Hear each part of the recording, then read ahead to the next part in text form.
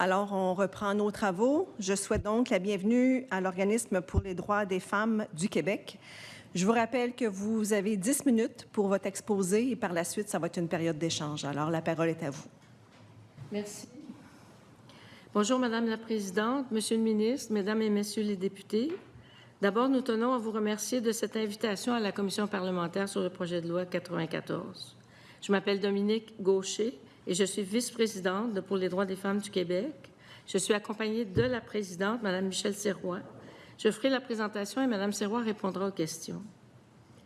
Notre organisme pour les droits des femmes du Québec, aussi appelé PDF Québec, est un groupe féministe universaliste mixte dont la mission première est la défense des droits des femmes et des filles. À ce titre, nous considérons la laïcité comme une condition indispensable à l'émancipation des femmes et à l'égalité entre les sexes. C'est pourquoi nous appuyons le projet de loi 94 dans son ensemble, parce qu'il est urgent d'agir tout en proposant quelques améliorations. La laïcité permet de séparer la religion de l'État, ce qui n'est pas le cas aux États-Unis avec le président Trump, où l'influence du fondamentalisme chrétien a pénétré dans les plus hautes sphères du gouvernement et du système judiciaire, ce qui menace les droits des femmes. Au Québec, le rapport du ministère de l'Éducation intitulé « Vérification des mesures prévues à la loi sur la laïcité de l'État », divulgué en janvier 2025 à la suite d'une enquête dans 17 écoles, est éloquent. Le rapport démontre l'urgence de contrer des gestes et des paroles qui attaquent directement la dignité des femmes et le droit des enfants de ne pas être soumis à des pressions religieuses intégristes qui briment leur liberté de conscience. Ce rapport a révélé des cas de plusieurs jeunes filles ayant le visage couvert, le port du voile intégral pouvant même s'accompagner de gants pour être bien sûr de bien recouvrir les jeunes filles. Pour PDF Québec, il s'agit d'une atteinte à la dignité des femmes qui augmente la difficulté d'identifier ses élèves et de communiquer avec elles. PDF Québec s'oppose à la ségrégation sexuelle, tout comme aux autres formes de ségrégation. La situation ne concerne pas que le Québec. Des mises en garde nous sont venues de France ou de Belgique concernant l'entrisme en Occident de militants fondamentalistes islamiques qui ont pris l'école pour cible afin de faire avancer leurs objectifs religieux intégristes. C'est ce qui amène à revendiquer des salles de prière et le droit de porter des signes religieux ostentatoires comme le hijab, ainsi que des vêtements typiquement islamiques comme l'abaya et le niqab. Les femmes deviennent ainsi les principaux vecteurs qui rendent visible ce fondamentalisme. Plus inquiétant encore, selon deux auteurs, Rachel Antonius et Alid Belaïdi, l'application de la charia est considérée par la majorité des associations islamiques de Montréal comme un idéal de société juste à atteindre. La charia, rien de moins. Il y a de quoi inquiéter les femmes du Québec. La montée du salafisme amplifie les règles qui se font plus contraignantes pour les jeunes filles. On comprend alors le rôle primordial que doit jouer l'école pour les outiller et les aider à résister aux pressions familiales et communautaristes. Rappelons l'importance du visage découvert qui est un instrument de communication indispensable. Les expressions faciales sont essentielles à la compréhension mutuelle et aux relations sociales. Dans l'enseignement, décoder les expressions du visage est un avantage pédagogique de premier ordre. L'article 8 de la loi 21 de 2019 oblige déjà les employés et les utilisateurs des services publics à avoir le visage découvert pour exercer leurs fonctions ou pour recevoir des services de l'État. L'article 4 du projet de loi 94 apporte une correction à une situation inacceptable en obligeant l'élève à avoir le visage découvert sur les lieux de l'école et lors de la prestation de tout service rendu par un centre de service scolaire ou une école privée. Mais PDF Québec recommande d'ajouter à l'article 4 l'obligation d'avoir le visage découvert afin de faciliter la communication.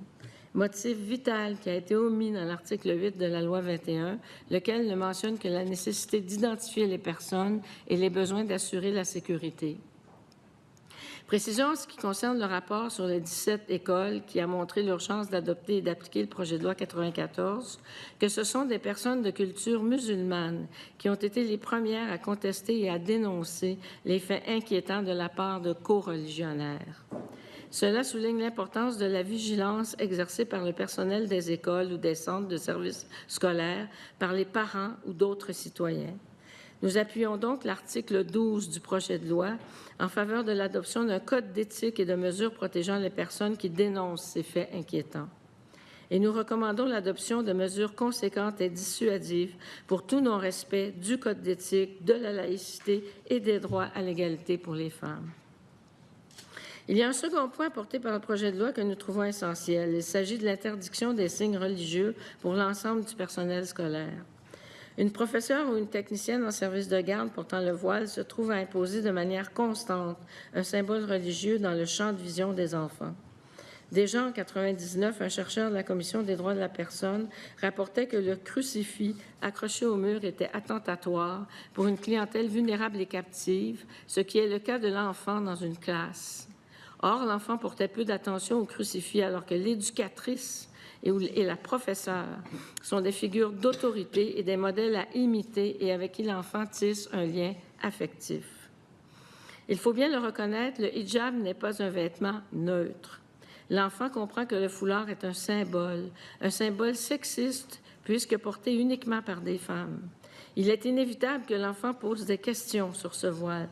Même si une femme est honnête lorsqu'elle affirme ne pas chercher à faire du prosélytisme, le seul fait qu'elle porte un symbole au caractère si ostentatoire suscitera inévitablement des occasions pour elle de parler de sa religion avec les enfants, en plus de normaliser ce symbole dans leur esprit et leur environnement. Avec le projet de loi 94, le port de signes religieux ostentatoires sera interdit pour toutes les personnes qui œuvrent auprès des élèves sur les lieux de l'école ou dans les centres de services scolaires, et non seulement pour les personnes à la direction ou les enseignants, comme le prévoit la loi 21. Il faudrait cependant étendre l'interdiction des signes religieux ostentatoires aux écoles privées et aux centres professionnels. Autre point positif du projet de loi, selon nous, c'est de mettre fin aux accommodements religieux. L'idéologie multiculturelle prône les accommodements religieux, ce qui contribue à compartimenter la société en communautés qui vivent en silos les unes à côté des autres. Les faits montrent que ce choix de société n'est pas la bonne voie pour favoriser le vivre ensemble ainsi qu'une saine gestion des ressources pédagogiques. L'article 16 du projet de loi vise à assurer que ces demandes d'accommodement pour un motif religieux ne compromettent ni les services éducatifs, ni les services de garde et ne sauraient permettre l'octroi d'un plus grand nombre de congés à certaines personnes et pas à d'autres. De plus, nous soutenons l'article 8 du projet de loi qui stipule de ne pas accorder de lieu de prière à l'école, car cela ghettoise souvent les personnes qui adhèrent aux courants les plus fondamentalistes. Toutes ces réformes sont urgentes. Voilà pourquoi PDF Québec appuie l'article 40 du projet de loi qui prévoit d'utiliser la clause de dérogation permise par la loi constitutionnelle de 1982. C'est essentiel pour éviter que des contestations judiciaires prolongées viennent retarder les réformes urgentes pour protéger la neutralité ainsi que les droits et la dignité des femmes et des filles. Pour terminer, PDF Québec aimerait apporter son appui aux propositions apportées par M. Guy Rocher, à savoir l'extension de l'interdiction des signes religieux aux élèves mineurs du primaire et du secondaire, ainsi que des cégeps, et ce, pour les secteurs privés et publics. Pour PDF Québec, le respect de la liberté de conscience des enfants mineurs devrait être considéré prioritaire par rapport au choix vestimentaire des employés. PDF Québec demande aussi au ministère de la Famille d'interdire le port de signes religieux pour les enfants et tout le personnel du réseau des garderies et des centres de la petite enfance. L'ensemble des personnes mineures doivent être protégées des pressions familiales et communautaristes les obligeant à porter des signes religieux dès leur plus jeune âge. Il s'agit en fait d'un problème de maltraitance dont l'ensemble de la société doit s'occuper. Enfin, PDF Québec propose aussi l'interdiction des lieux de prière dans les universités. L'adoption du projet de loi 94 constitue une étape très importante pour poursuivre l'émancipation des femmes vers une réelle égalité entre les sexes. La laïcité est une condition essentielle pour y arriver et l'éducation à la laïcité reste un projet primordial à mettre en avant. Je vous remercie. Merci beaucoup. Alors, on va procéder à la période d'échange avec Monsieur le ministre. La parole est à vous. Bien, merci beaucoup. Merci pour cette présentation. Je vous salue, Madame Gaucher. Je salue également Madame Sirois. Je l'ai déjà dit, je pense que c'était Marie-Claude Girard lorsqu'elle est venue nous voir dans le cadre des travaux de cette commission. Mais je tiens à le redire devant vous que la pensée de Diane Guilbeault m'accompagne et nous accompagne, je pense. Elle a été une formidable militante, intellectuelle de cette bataille pour la laïcité au Québec. Et elle a beaucoup contribué à développer l'argumentaire. Elle a fait preuve d'un immense courage aussi au fil du temps. Donc, et elle était évidemment votre présidente, la présidente de PDF pendant de nombreuses années. Donc, je salue sa mémoire. Quelques questions en lien. Je ne sais pas si est-ce que vous avez vu le texte ce matin des trois anciennes députées? Une ancienne députée du Parti québécois, Mme Harel, une ancienne députée de Québec solidaire, Mme David, et une ancienne députée du Parti libéral, Christine Saint-Pierre. 2 des 3 des ex-députés ont également été ministres. C'est une lettre dans laquelle, dans le fond, elles prennent à partie le projet de loi que nous étudions. La lettre est intitulée « Une surenchère qui discrimine les femmes ». Et il y a un passage qui a attiré mon attention. Et comme vous êtes un groupe féministe, je voulais vous le soumettre et vous entendre réagir, Mme Sirois, puisque c'est vous qui allez répondre aux questions. Alors, je cite un extrait de la lettre. « Ce qui importe dans les écoles, ce n'est pas le signe religieux que portent des femmes et des hommes qui y travaillent, mais comment elles et ils travaillent. Ce qui importe aussi, c'est de jeter sur tout cela un regard féministe. » Et là, donc, je m'adresse à vous. « Les mouvements féministes d'émancipation partout dans le monde n'ont jamais prôné de mesures coercitives à l'endroit des femmes. » Mesures coercitives que vous proposez vous-même. Les féministes de partout, y compris en Iran, pour ne nommer que ce seul pays, revendiquent la liberté de choix pour les femmes dans toutes les sphères de leur vie, y compris leur liberté vestimentaire. Nous nous réclamons de cette école de pensée. Est-ce que vous êtes d'accord avec cette affirmation à l'effet qu'il n'y a pas d'école de pensée féministe qui souhaite des restrictions en matière de port de signes religieux? Bien, je pense qu'ils ont oublié qu'il y avait une autre école de pensée avec lesquelles PDF Québec, c'est pour ça qu'on a créé PDF Québec avec Diane Guilbeault. D'ailleurs, je vous remercie pour les paroles par rapport à Diane Guilbeault. Je vous annonce que d'ici 3 semaines, mi-mai, on va avoir un extrait de sa parole et vous allez voir la parole exceptionnelle sur la laïcité qu'elle va avoir. Ça sera sur notre site Internet. Quant au féminisme, et on parle de discrimination et de liberté, on en est la liberté. Le problème, c'est qu'il y a tout un système de coercition aussi, et puis ça fait longtemps qu'on a voulu séparer la religion et les droits des femmes. Plus ils ont évolué, plus on s'est séparé de la religion, plus les droits des femmes et l'émancipation des femmes ont évolué. Alors, le Québec moderne, on s'est mis, les années de la Révolution tranquille, hein, on s'est détaché et les employés ont laissé leur signe religieux pour être accueillants à la diversité des croyances, des convictions spirituelles. Et les droits des femmes ont beaucoup progressé là-dedans. Alors, quand on parle de coercition, le problème, c'est qu'on laisse les droits, les choix personnels des employés primer sur le droit à la liberté de conscience des enfants. C'est ne pas se rendre compte de ce que veut dire un signe religieux. C'est un message envoyé. Écoutez, la Commission des droits de la personne, en 1999, on y fait référence, qui dit qu'un crucifix dans une classe, ça ne dit pas un mot. C'est attentatoire à la liberté de conscience des enfants, mais aussi des parents. Eh bien, une personne qui est dans une classe et qui porte un signe sexiste sur sa tête, OK? Eh bien, parce que c'est surtout des femmes. Il n'y a pas beaucoup de personnes avec une kippa qui enseignent, pas beaucoup de personnes avec un turban sikh qui enseignent et autres signes religieux qu'il pourrait y avoir. Alors donc, il ne faut pas penser que l'enfant ne s'aperçoit pas qu'il n'y a que des femmes qui le portent. C'est des enfants intelligents. Alors, et puis, il se pose la question, pourquoi c'est juste des femmes qui le portent?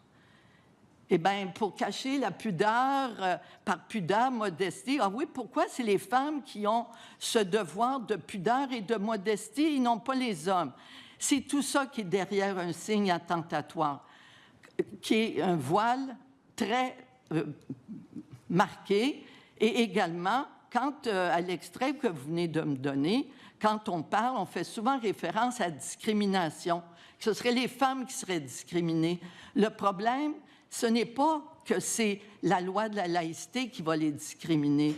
C'est leur interprétation rigoriste de leur propre religion qui les discrimine. Parce que les hommes de la même religion, eux autres, ils s'intègrent sans qu'on voit jamais rien. Alors, donc, qui les discrimine? Ce n'est pas la laïcité ni la loi de l'État, c'est les dictats religieux. Et plus que ça, il n'y a même pas d'obligation de porter un voile sur la tête dans le Coran. Alors, donc, c'est une interprétation rigoriste. Si je peux me permettre d'ajouter, je trouve que ça frise la malhonnêteté d'invoquer le féminisme international pour dire que les femmes réclament le droit de s'habiller comme elles veulent. En Iran, elles réclament le droit de ne pas porter le voile au péril de leur vie. Donc, elles ne réclament pas le droit de le porter. Il y a des femmes qui ont perdu la vie en Iran oui, parce qu'elles réclamaient le droit de ne pas le porter. Exactement. Sur le visage à découvert, le voile intégral, j'ai été surpris par la position de certains groupes qui jugent même que ça va trop loin, l'interdiction du voile intégral, donc l'interdiction du niqab, l'interdiction du hijab, de la burqa, dis-je. D'ailleurs, je fais une petite parenthèse ici. Vous aurez remarqué que l'interdiction du voile intégral s'applique aussi bien aux écoles publiques qu'aux écoles privées. Et j'ai bien noté que vous trouvez que le projet de loi ne va pas assez loin, qu'il devrait s'appliquer aux écoles privées.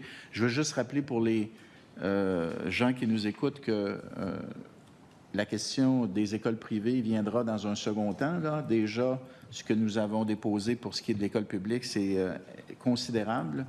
Donc, on va y aller par étapes. Donc, je referme cette parenthèse. Donc, sur la question du voile intégral,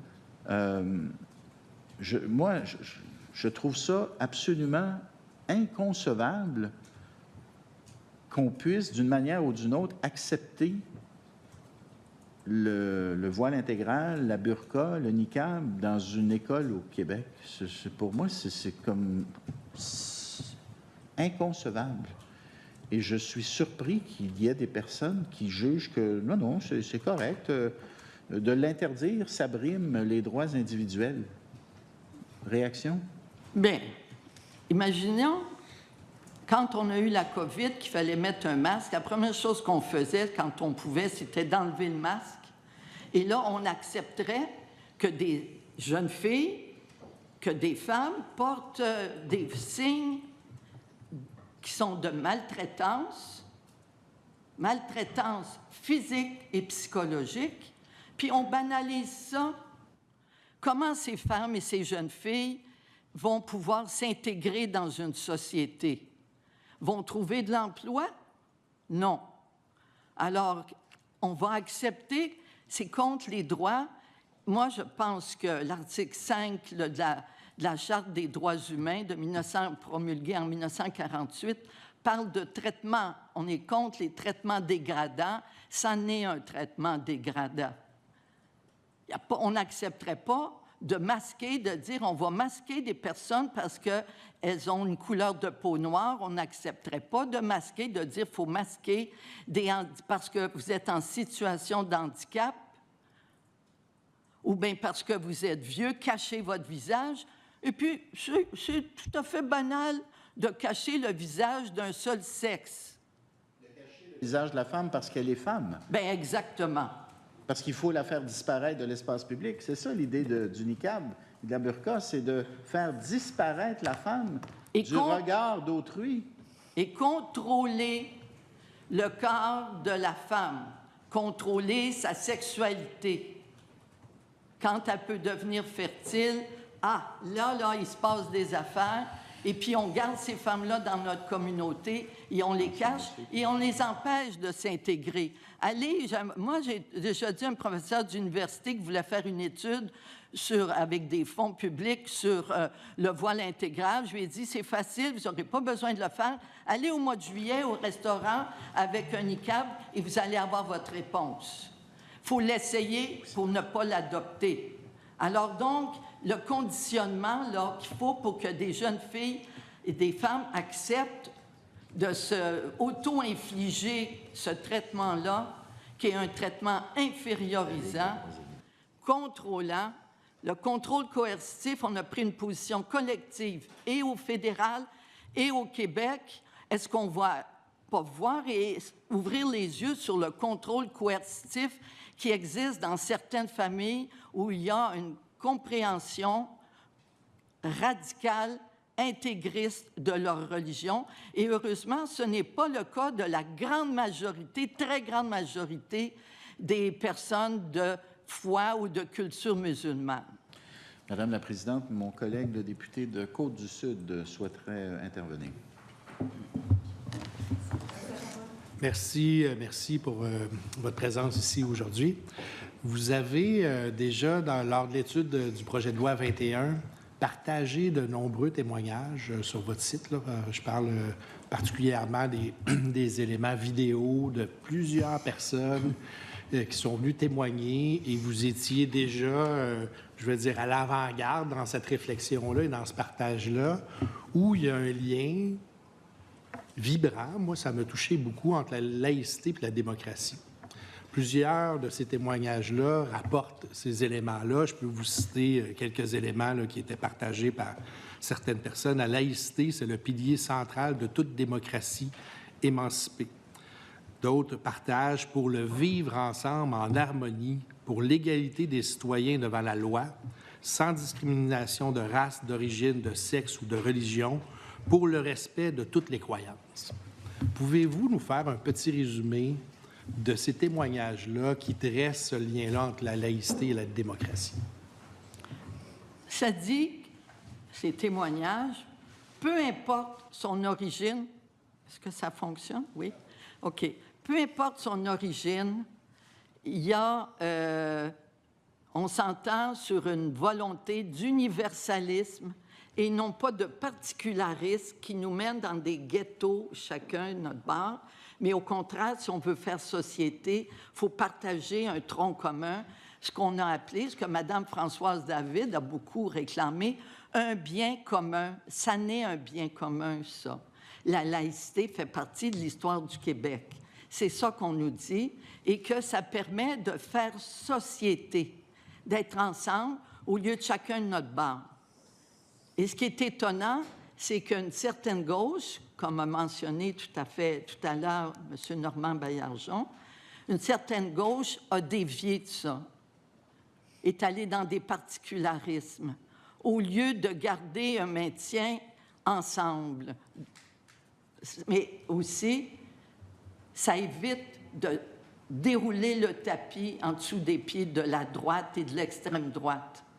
Parce que quand on ne respecte pas les conditions du bien commun pour vivre ensemble, on s'en va dans une polarisation dans laquelle nous sommes tous et toutes perdantes. Alors donc, si on ne veut pas arriver à la même chose qu'aux États-Unis, il faut arriver à maintenir ces normes communes présentes en ce moment. Nous sommes nombreux ici à la Commission d'avoir cette idée-là du bien collectif. En même temps, on voit bien par la rencontre de chacun des intervenants comment c'est polarisant. Oui. On s'entend, il y a de l'audace dans le travail de notre collègue, M. le ministre, mais il y a également cette idée-là de nuances qui sont apportées par... vous allez loin dans vos propositions. Si vous aviez là, quelques minutes pour nous parler des arguments que vous pourriez avoir pour dire comment on peut s'assurer que ce bien collectif-là soit le plus possible partagé par le plus grand nombre de personnes, quels seraient ces arguments-là que vous pourriez apporter? Il ne faut pas faire épargner sur l'éducation à la laïcité. C'est un concept qu'il y a 20 ans, les gens ne connaissaient même pas. Alors là, on commence à le connaître. Qu'est-ce que ça veut dire? Ça ne veut pas dire ségrégation.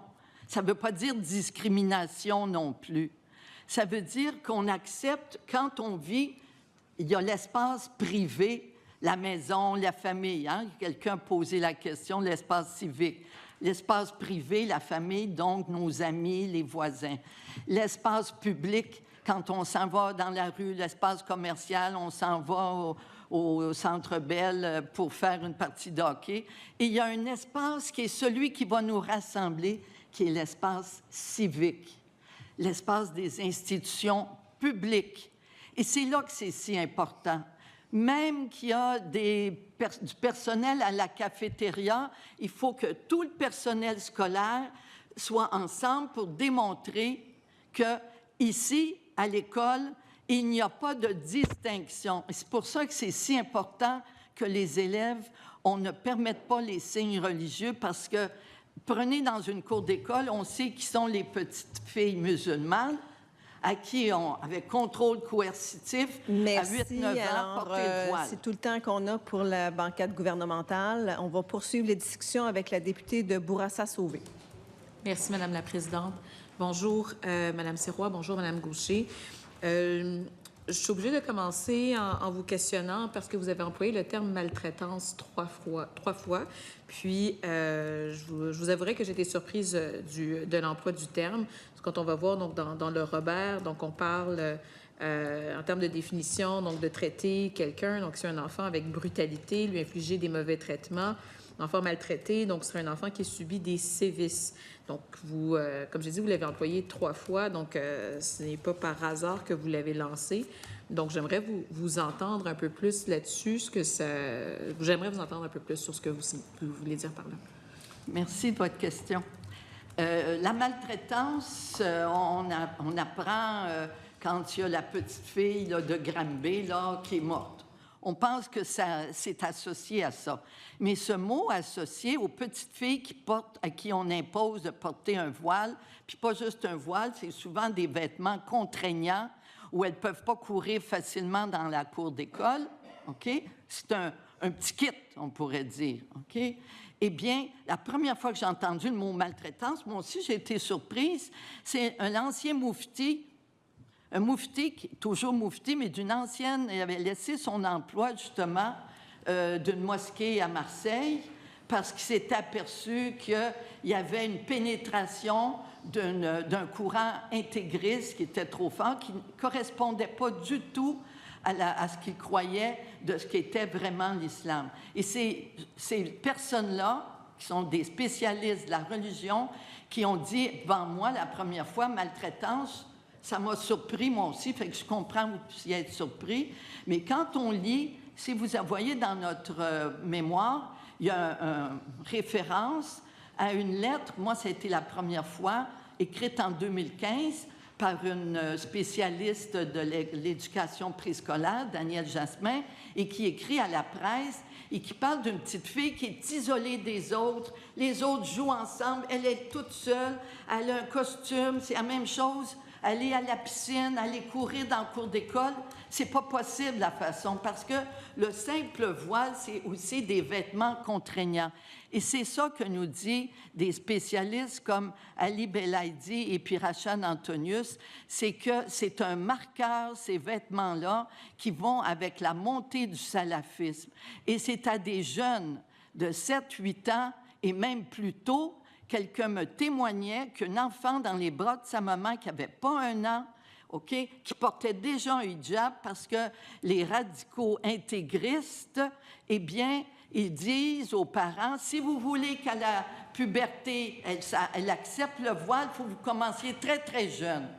Alors, c'est tout ça, c'est beaucoup, comme disait Normand Baillargeon, j'ai aimé son expression, la cécité. On ne connaît pas, moi j'ai enseigné les religions et les mythologies pendant de nombreuses années, je suis anthropologue, j'ai enseigné la sociologie des religions, et quand on les étudie, c'est éclairant de voir que cette conception-là varie. On le voit avec les photos de l'université du Caire, les jeunes filles dans les années 60, 50, ils étaient photographiés, il n'y en avait pas de voile. Et puis, à mesure que l'islamisme pénétrait, eh bien, on arrive dans les années, début des années 80, elles en portent presque toutes. Donc, il y a un mouvement, ce n'est pas un choix individuel, il y a un mouvement collectif, et c'est ça qui est révélé dans les 17 écoles, puis l'école Bedford, de ce mouvement. Et puis moi, je remercie le ministère et le ministre d'avoir été clairvoyants, mais surtout d'avoir beaucoup de gens voient, mais ont peur.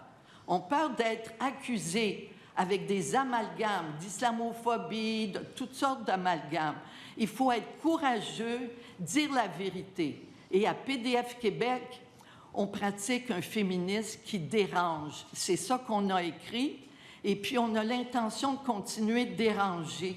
Parce que ce qu'on veut, nous, c'est que les droits des femmes, le droit à leur santé physique, psychologique, l'intégration sociale, on veut continuer la marche des femmes vers l'émancipation.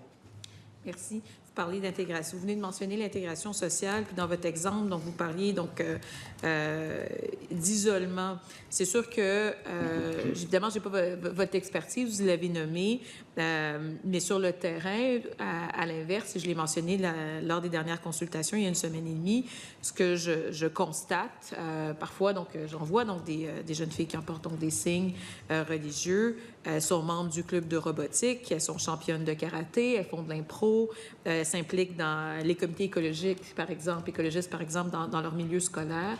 Donc, je me demande comment est-ce que vous réconciliez ce qui me semble être une réalité, ce que je constate sur le terrain et l'aspect conceptuel que vous apportez aujourd'hui quant à cet isolement-là. Ce n'est pas juste une conception intellectuelle.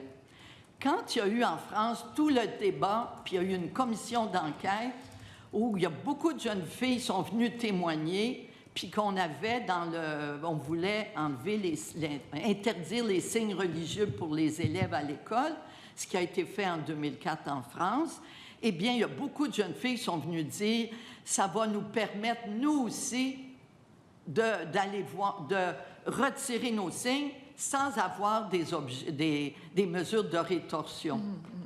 Moi, des professeurs m'ont témoigné par écrit, une au secondaire, l'autre était au primaire, qu'il y avait un petit cousin qui était dans une école, puis sa petite cousine enlevait le signe quand elle était rendue, son foulard, quand elle était rendue dans le cours d'école pour se mêler aux autres. OK?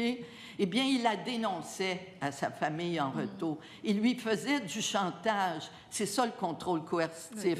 Oui, et elle m'a même dit, vous allez trouver ça peut-être cru, là, qui a commencé par demander en échange pour se taire le lunch de la petite fille et ça a fini avec des fellations. Je peux vous dire, ça fait peut-être cru de dire ça. C'est ça, la réalité. Mais ça, il n'y a personne ici, tant qu'on ne voit pas des témoignages, on ne sait pas tout le contrôle coercitif et ce que ça veut dire derrière. Ce n'est pas juste une différence de vêtements comme un peu folklorique. Bien, il faut se plonger sur la réalité pour voir ce que c'est. Ensuite, vous avez évoqué le témoignage de M. Baillargeon que nous venons d'entendre.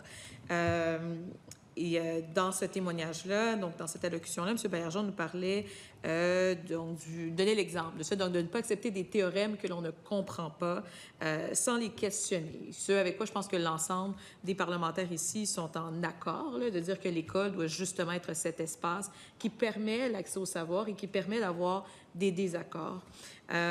Maintenant, donc, je vous ramène donc à l'article 32 du projet de loi 94, qui étend l'interdiction du port de signes religieux qui est déjà prévu à la loi sur la laïcité de l'État à tout membre du personnel. On parlait de la madame de la cafétéria, on parlait donc des éducatrices en service de garde, des aides à la classe, etc.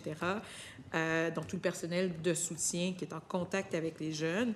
Et je me demande comment est-ce qu'on, sachant que l'espace civique dans lequel ces enfants-là opèrent fait en sorte qu'ils se sont déjà des réalités avec lesquelles ils font face dans leur vie quotidienne à l'extérieur de l'école. Comment est-ce que ça va leur permettre, si on enlève l'ensemble du port des signes religieux, comment est-ce que ça va leur permettre d'eux-mêmes à développer leur opinion, développer leur esprit critique par rapport au phénomène que vous-même, vous avez évoqué, alors qu'ici, bien évidemment, on ne parle pas donc de personnes qui sont en situation d'autorité. Moi, je pense que les enfants vivent un certain nombre d'heures à l'école, mais ils vivent des choses à l'extérieur. Et que la formation, Guy Rocher disait ça justement il n'y a même pas un mois, faut apprendre, la meilleure formation, c'est de la vivre, la laïcité. C'est la meilleure formation qu'on peut vivre. Regardez pour le cannabis. Le ministre, quand ils ont légalisé ça au Québec, il faut 21 ans pour pouvoir aller acheter du cannabis. Pourquoi? Parce qu'on considère que le développement cérébral se fait jusqu'à l'âge de 25 ans. C'est pour ça que nous, on est pour aussi l'interdiction au cégep, parce que la moitié de la population au cégep, ce sont des mineurs. Alors, s'ils n'ont pas le droit d'aller acheter du cannabis, ils auraient le droit des signes religieux. On a vu l'aveuglement dans un cégep de Montréal, qu'il y avait un groupe de jeunes qui sont allés faire le djihad en Syrie. OK? Comment ça se fait que ça circulait dans un cégep? De l'interdiction, le port des signes religieux, donc je ne vois pas le lien avec l'exemple que vous venez de donner, pardon. Bien, ce que je veux dire, c'est qu'il se passe des choses. Je et dans les m'excuse de vous écoles interrompre. secondaires On va poursuivre. et dans les cégeps. On va poursuivre les discussions avec le député de Jean Lesage. Oui, merci, Madame la Présidente. Excusez-moi, je vais mettre mon chronomètre. 3 minutes, c'est ça, hein? Merci. Merci d'être parmi nous. C'est toujours un plaisir d'échanger avec vous, même si on a des points de vue très différents sur certaines choses. Vous dites à un moment donné dans votre présentation que par rapport aux employés, par exemple, des écoles, les femmes employées d'une école qui portent un hijab, essentiellement, vous dites que ce n'est pas une loi qui leur interdirait le hijab qui les discriminerait. Ce qui les discrimine, c'est leur interprétation que vous jugez rigoriste de leur religion. Si on résume ça, c'est un peu comme dire il faut protéger, émanciper et libérer ces femmes-là d'elles-mêmes. Et j'ai de la misère à ne pas voir là-dedans une vision très paternaliste. Comment est-ce que vous voyez cette espèce de contradiction-là?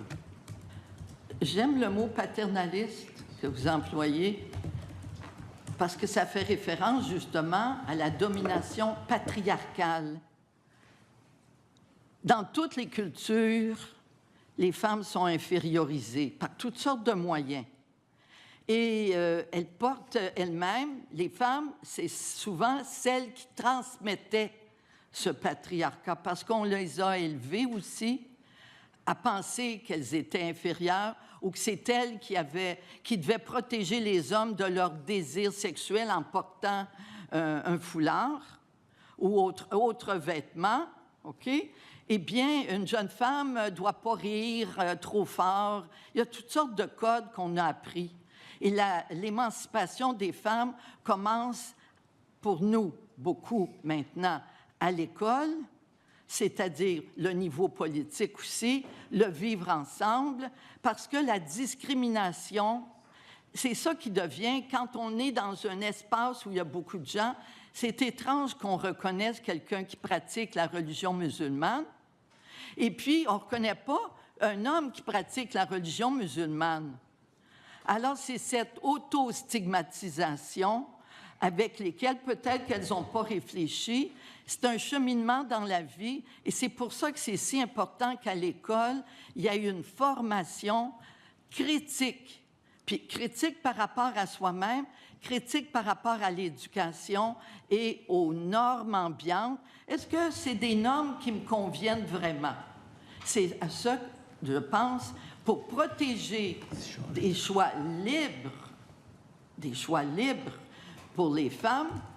Tout choix de femme n'est pas féministe. Tout choix de femme n'est pas féministe. Les choix féministes, des choix qui permettent l'émancipation des femmes. Ne pensez-vous pas? Moi, ce que je comprends du féminisme, c'est de dire les femmes doivent faire leur propre choix. Puis sur la formation à l'autocritique dont vous parlez, je ne peux pas être plus d'accord, mais est-ce que c'est pas manquer de confiance en la possibilité d'avoir une formation critique philosophique, qui remet en question les normes de la société? Est-ce que c'est pas manquer de confiance en ça que de dire « ça suffira pas, il faut interdire les signes religieux ». On va céder la parole maintenant au député de Matane-Matapédia. Merci, Madame la Présidente. Bienvenue et merci pour votre présentation. On partage beaucoup de propositions en commun, notamment une qui ne fait pas partie des discussions de cette commission, qui est sur l'assujettissement des collèges à la laïcité. On a des raisons sérieuses de croire que ça devrait être le cas. Il y a des lieux de prière, il y a des lieux d'endoctrinement. Ça existe dans plusieurs cégeps au Québec. Il faudra faire une enquête là-dessus. On est d'accord là-dessus. En page 15 de votre mémoire, vous parlez de l'importance de protéger les écoles, les femmes et les enfants mineurs, mais à travers un code d'éthique que vous évoquez, des gens qui dénoncent ces situations, appelons-les les lanceurs d'alerte, et aussi des sanctions pour les personnes qui dérogeraient au code d'éthique. Ce que ça me fait penser, par exemple, des enseignants, sans même parler de leur habillement, qui feraient preuve de prosélytisme religieux à travers leurs paroles, à travers des contraintes qu'ils imposeraient, par exemple, aux jeunes filles. Qu'est-ce que vous proposez? Quelle est votre réflexion quant aux sanctions qui devraient être appliquées? Parce que présentement, là, ça fait partie des suites à donner à Bedford. Quant aux sanctions, je ne me suis pas encore penchée, mais on veut des sanctions. On veut des mesures dissuasives. Mais la première chose, c'est, comme on dit au Québec, pas prendre pour du cash tout ce qui est dit. Une école dans le quartier nord de Montréal, OK, depuis qu'il y a interdiction des lieux de prière, qui était dit, on en a besoin, c'est pratiquement un dictat religieux, une injonction divine. Bien, j'ai remarqué qu'ils sortent de l'école, juste en face, il y a un terre-plein, c'est une rue avec un terre-plein. Ils installent que des garçons, ils installent leur tapis de prière à côté où est la rue, puis le trottoir, puis face à l'école. Mais j'ai remarqué quelque chose, ils sont jamais là quand il fait mauvais, quand il fait froid, quand il pleut, leur injonction divine n'est pas là. Et c'est là la question. Première chose à réaliser, c'est tout ce qui est demandé. Il y a beaucoup de visibilité à l'islam politique. Ben oui, quelqu'un qui croit vraiment que c'est une injonction divine, pleut pas.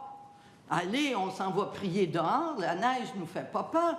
On écoute notre Dieu. Bien, quand on choisit notre moment, puis il faut que ce soit agréable, c'est que la foi n'est pas très profonde. Donc, c'est la première chose, c'est distinguer pour des mesures, OK, puis un code d'éthique. Il ne faut pas entrer dans des mesures d'endoctrinement et de mauvaise interprétation. Le gouvernement, à travers le projet de loi, fait une distinction entre l'application au public puis au privé. C'est différencié. C'est pas exactement la même chose. Qu'est-ce que vous pensez de ça? Bien, moi, je pense que oui. Un enfant mineur, on ne va pas regarder, bien, il est mineur, oui, mais au privé, c'est pas grave. Mais au public, ça peut devenir grave. Non. Je comprends, actuellement, la croûte à manger pour le ministère de l'Éducation est assez grosse. Je comprends ça. Mais il nous reste à montrer qu'il ne faut pas faire de discrimination entre les enfants. Mais vous savez, c'est pas si compliqué. On est déjà dans le projet de loi. Alors, je vous remercie, mesdames. Merci, monsieur le député. Alors, merci, mesdames, de votre contribution à nos travaux. On va suspendre quelques instants pour permettre au prochain groupe de se préparer.